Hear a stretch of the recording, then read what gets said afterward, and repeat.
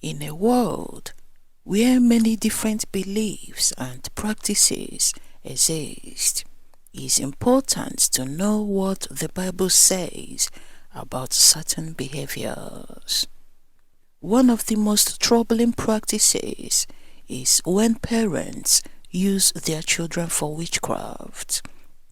This topic may seem distant or unusual, but understanding it can help us grasp the Bible's clear stance on protecting children and rejecting harmful practices. Witchcraft is believed to be a make-believe practice. In reality, witchcraft is practiced openly around us, just that some of us are unaware of its existence and the chaos it can create. What is the reason behind evil parents using one of their children as a family planning through witchcraft? It's important to note that evil parents are very selfish. They only think about themselves. The needs of their children comes last. Death is an unavoidable and inevitable event, and a price all living things have to pay. For evil parents, they want to live a very long life. They want success. They want good luck charm. They want their future to be bright and stress-free. In order to achieve all of this, they spiritually sacrifice one of their children's destiny for their own benefit. They do this through the help of a spiritualist and a witch doctor, so that all their child's good fortune, including successes, lifespan, personal comfort, spiritually leaves their child and goes back to the parents instead. The parents will normally visit a fortune teller to reveal which of their children has the brightest future. The child that gets revealed as likely to be more successful in life will be singled out for this practice. All the good fortune their child is meant to enjoy in life will be spiritually removed from that child and then transferred spiritually to the parents through witchcraft. The result of this is that the child the evil parents used for this purpose will end up being faced with bad fortune for the rest of their lives. The child may constantly get sick, experience bad luck and setbacks. The child may not live long. The child may never get married, or if they get married, they will never experience peace in their marriage. They may not be able to have their own children. The child will continuously face bad luck every day of their life. This is because all the good luck in their life, including their happiness, have all been transferred over to their parents spiritually through witchcraft. The pain and disappointment this child will go through throughout their childhood, including when they become adults, will continue to benefit the child's parents. The evil parents will experience a breakthrough in their health, career, comfort, and be able to live a longer life. Although the parents are fully aware of why this child they have used as a family planning through witchcraft is going through setbacks in their life compared to their other children, they will feign ignorance. They will call this child names. They will remind the child they are a never-do-well. They will compare their other children to this child to stick it in more deeply.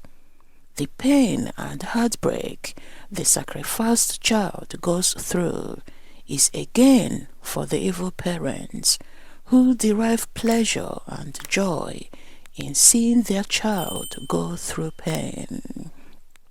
The evil parents see nothing wrong with the choice they made, as they believe that with stealing their child's destiny, they will benefit a lot from that by being able to live longer and achieve successes.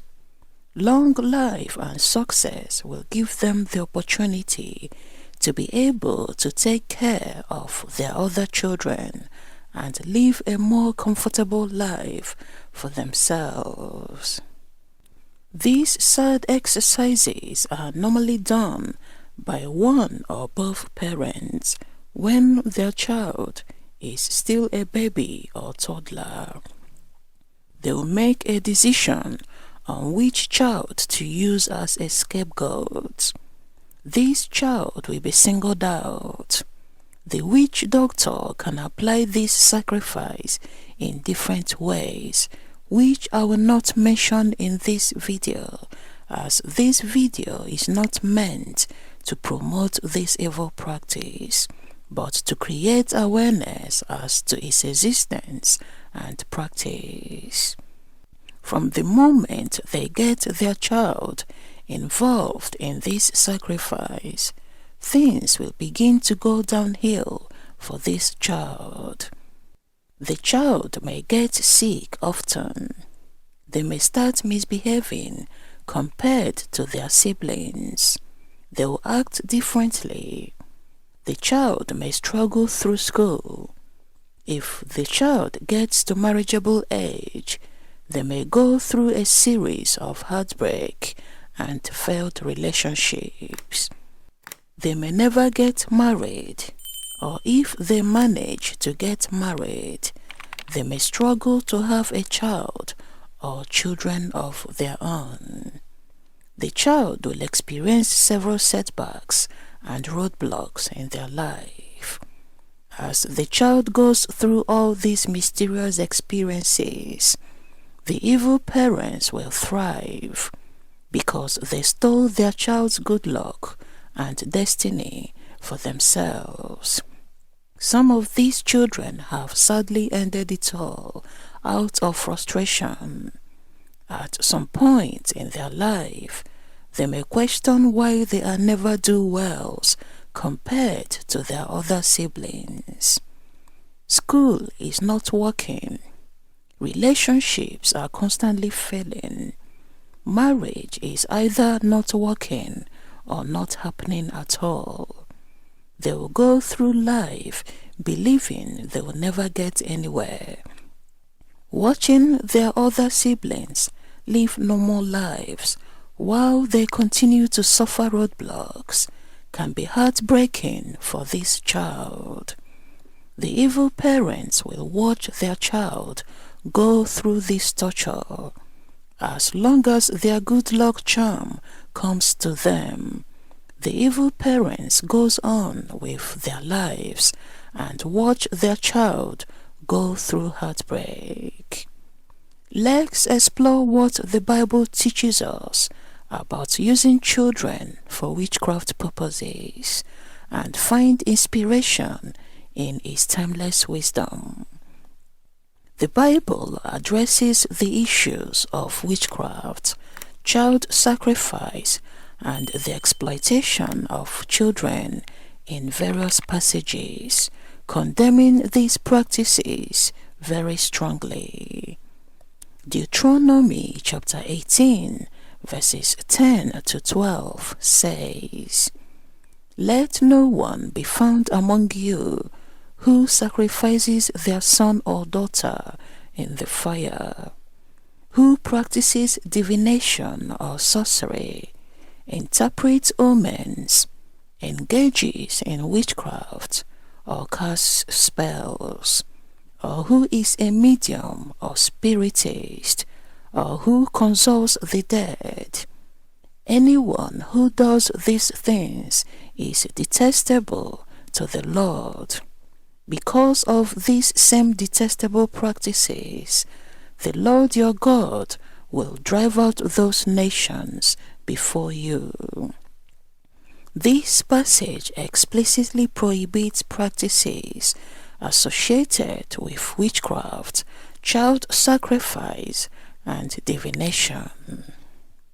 Leviticus chapter 20 verses 2 to 5 further says, "Say to the Israelites, any Israelite or any foreigner residing in Israel who sacrifices any of his children to Molech is to be put to death.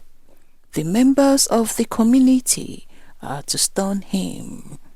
I myself will set my face against him and will cut him off from his people.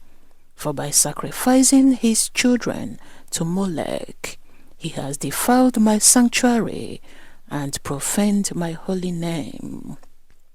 If the members of the community close their eyes when that man sacrifices one of his children to Molech, and if they fail to put him to death, I myself will set my face against him and his family, and will cut them off from their people, together with all who follow him in prostituting themselves to Molech." This passage specifically addresses the issue of child sacrifice to the deity Molech, a form of idolatry and wickedness that includes using children in abominable practices. We read further in 2 Kings chapter 21 verse 6, which says, "He sacrificed his own son in the fire, practiced divination, sought omens, and consulted mediums and spiritists. He did much evil in the eyes of the Lord, arousing his anger." This passage describes the sinful actions of King Manasseh, which included using children in practices of divination and witchcraft. The Bible speaks against witchcraft and idolatry, promising that God will remove such practices from the land. Micah chapter 5 verses 12 to 13 says, "I will destroy your witchcraft, and you will no longer cast spells. I will destroy your idols and your sacred stones from among you. You will no longer bow down to the work of your hands." The passages we have gone through in this video collectively demonstrate the Bible's firm stance against witchcraft and the use of children in such practices. The text emphasizes that such actions are abominable and detestable to God, warranting severe punishment for those who engage in them. The biblical principle is the protection of children and the condemnation of any form of exploitation, particularly in the context of pagan and occult practices. Sadly, some of these practices are practiced in some religious gatherings today. Evil parents who are fully into witchcraft and spiritualism can be very challenging to live with. It may be difficult to accept that the same people who brought you into the world are the same people who stole your destiny spiritually to make you live a miserable life. It may be difficult to accept that your parents will do this to you and then sit back in silence as they watch you struggle through life. Do you trust your parents? Are things going in the right direction for everyone in your family except you?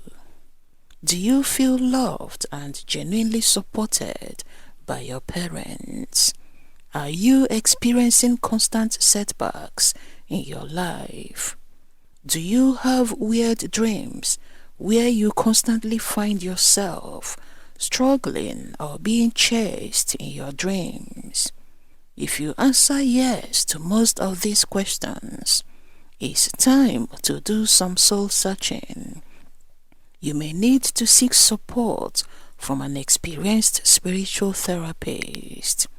Your evil parents may have cast a spell on you through witchcraft without your knowledge, and it's very important to break that spell and set yourself free. The Bible's message is clear and strong. Children are to be loved, protected, and guided with care. Using them for witchcraft is condemned as a grave sin. By understanding these teachings, we can strive to create a world where every child is safe, valued, and nurtured. Have you experienced any of the things mentioned in this video or know someone who has? Please share your experiences with us in the comment section below. Let us be inspired by the Bible's wisdom to stand against harmful practices and to foster environments where love and protection prevail. Thank you for watching, and may God bless you.